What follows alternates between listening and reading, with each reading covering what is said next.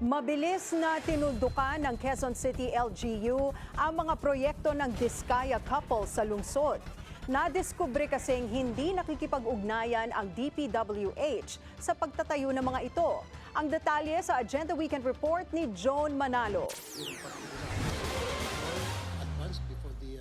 Noong una pa lang na umugong ang pangalan ni Curly at Sara Diskaya, agad nang sinelyuhan ng Quezon City ang mga hawak na flood control projects ng mag-asawa sa lungsod. Kabilang narito ang pre-existing at ongoing projects ng mga Diskaya-owned companies, kahit na hindi pa lumulutang ang dalawa sa Senate and congressional hearings.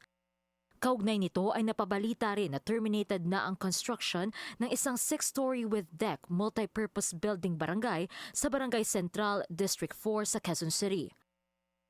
Nasa mahigit 431 million pesos raw ang halaga ng proyekto at ang nakalistang kontraktor nito ang St. Gerard Construction kasama ang MCP Enterprise. Agad din nag-imbestiga ang lokal na pamahalaan sa mga flood control projects sa lungsod kung saan napag-alaman nila na nasa 252 na mga proyekto ang hindi iniugnay ng DPWH sa QC-LGU. So hindi natin alam kung bakit tinutuloy. So outright violation siya ng 3 policies kanina na minention natin. Sa pagdinig ng Senate Blue Ribbon Committee noong September 18, sinagot ni Curly Diskaya kung binabayaran ba ng kanilang kumpanya ang mga opisyal ng DPWH sa Quezon City. So labag sa kalooban nyo, pero dahil gusto nyong makakolekta, dahil ayon sa inyo hindi daw kayo makakakolekta kung hindi kayo nagbabayad, again, suma total, Mr. Chair, nagbabayad pa rin kayo. Labag po sa kalooban namin, Your Honor.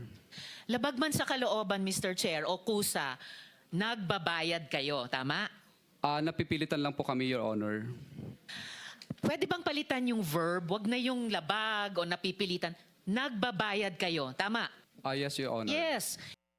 Tumanggi nang magbigay ng pahayag ang Quezon City LGU dahil nirerespeto na raw nito ang isinasagawang investigasyon ng ICI.